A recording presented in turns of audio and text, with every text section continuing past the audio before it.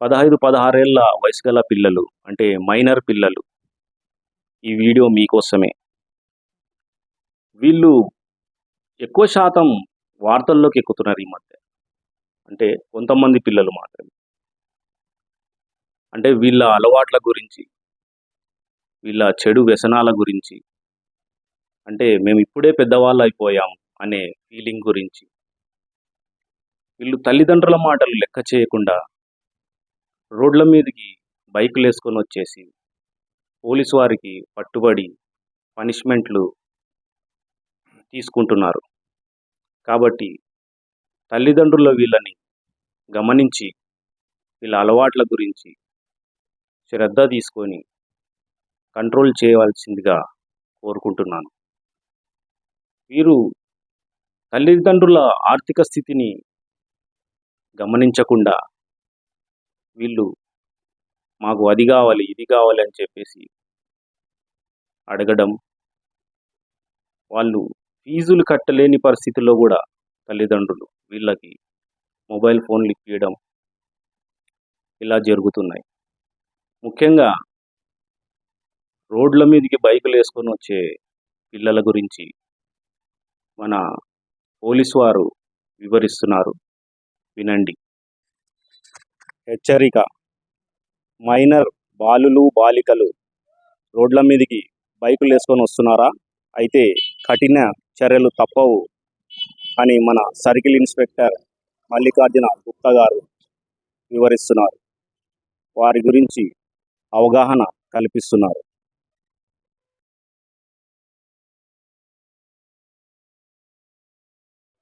దీంట్లో బండి ఉన్నోళ్ళు ఎంతమంది ఉన్నారు? ఇప్పుడు నడిపిన వాళ్ళు ఎంతమంది? చేతులు ఎత్తండి. నువ్వు ఫ్రెండా?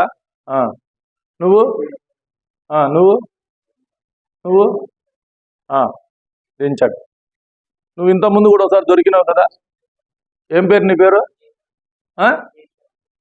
జై జై శరణ్. ఇప్పుడు మీకు అందరూ బిలో 18 అంతే కదా? అందరూ 18 ఏళ్ల కంటే లోపల ఉన్నోళ్లే కదా. బండి నడపాలంటే ఫస్ట్ ఏముండాలా? 18 ఏళ్ళు దాటిన తర్వాత ఏం తీసుకోవాలా? లైసెన్స్ తీసుకోవాలా. తర్వాత ఎవరైనా సరే బండి, మీరే కాదు, బండి నడపాలంటే ఎవరికైనా ఫస్ట్ ప్రైమ్ ఏముండాలా? లైసెన్స్ అనేది ఉండాలా. ఏం లైసెన్స్ ఉపయోగాలు ఏమే చెప్పండి. రేపొద్దున మీ వలన ఎవరికి ప్రమాదం జరిగినా, వేరే వాళ్ళ వలన మీకు ప్రమాదం జరిగినా ఇన్సూరెన్స్ రావాలంటే బండికి ఇన్సూరెన్స్ ఉండాలా, డ్రైవర్కి లైసెన్స్ అనేది ఉండాలి. డ్రైవర్కు లైసెన్స్ లేకపోతే ఇన్సూరెన్స్ కంపెనీలు డబ్బులు కాంపెన్సేషన్ ఇయ్యరు. అప్పుడు ఎవరు కట్టుకుంటారు? అప్పుడు బండి నడిపిన వ్యక్తి కట్టుకోవాలా, తర్వాత బండి ఓనర్ కట్టుకోవాలి. అర్థమైందా? మళ్ళా మీకు 18 ఏళ్ళు ఉండాలా అని తెలుసు, లైసెన్స్ ఉండాలా అని తెలుసు, మళ్ళీ ఎందుకు బండి నడుపుతా ఉన్నారు?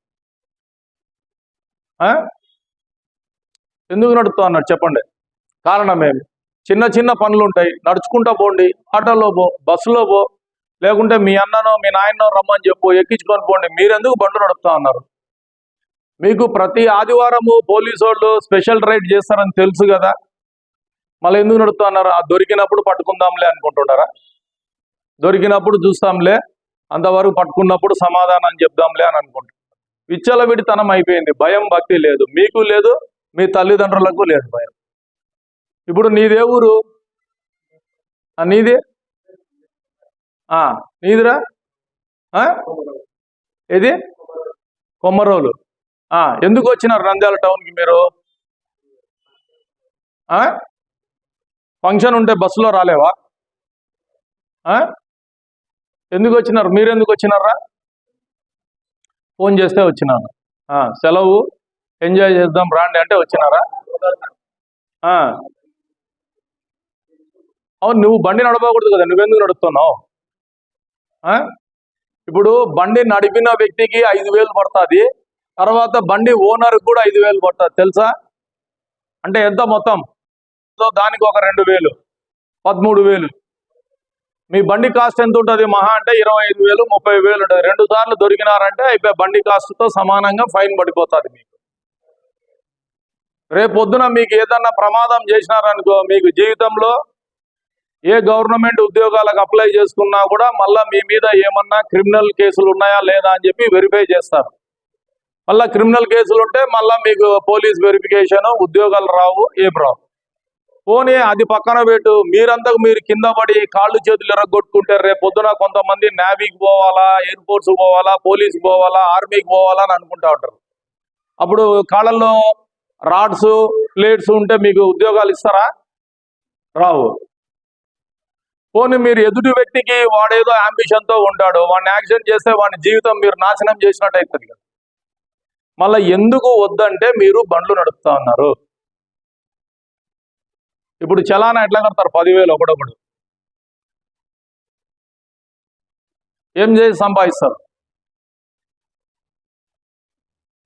మీకు ఎన్నోసార్లు చెప్తున్నాము, మీరు వినటం లేదు. మీరు అదే పనిగా రిపీట్గా చేస్తున్నారు.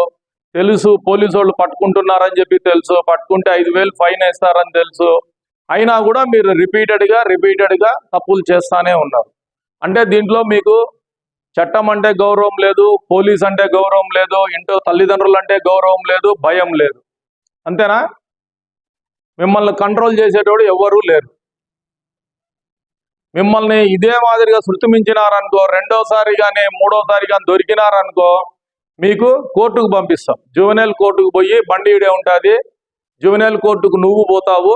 మామూలు కోర్టుకి ఇక్కడ మీ నాయననో ఎవరో బండి ఓనర్ ఎవరుంటే వాళ్ళు పోతారు. అక్కడ నువ్వు ఫైన్ కట్టుకోవాలా, ఇక్కడ మీ నాయన ఫైన్ కట్టుకోవాలా. ఫైన్ వేస్తారు, లేకపోతే జైలు శిక్ష కూడా వేయచ్చు. వారం 10 రోజులు జైలు శిక్ష కూడా వేస్తారు. అర్థమైందా?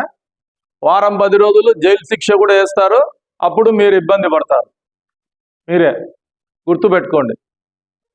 మీకు ప్రతి వారం చెప్తానే ఉన్నాము, ఎవరిలో మార్పు రాలేదు. పిల్లల్లో మార్పు రావటం లేదు, తల్లిదండ్రుల్లో కూడా మార్పు రావటం లేదు. వస్తూ ఉన్నారు, డబ్బులు కట్టేస్తున్నారు, పోతున్నారు. అంటే మీకు ఈ డోస్ అనేది సరిపోవటం లేదు. మీకు ఇంకొద్దిగా స్ట్రాంగ్ డోస్ ఇస్తే మీ తల్లిదండ్రులు వాళ్ళ బుద్ధిమంతులుగా మారుతారు. అప్పుడు తెలుసుకుంటారు. మీరు రెండోసారి దొరికినారనుకోండి, మీకు చెప్తున్నాము 20,000 ఫైన్ పడుతుంది ఈసారి. లేకుంటే కోర్టుకు పంపించి జైలు శిక్ష వేపిస్తాం. గుర్తుందా? అడుగుతారా ఇంకోసారి? ఇంట్లో తల్లిదండ్రులను సతాయిస్తారా? ఇదే మాట మీద నిలబడాలి మీరు. రైట్.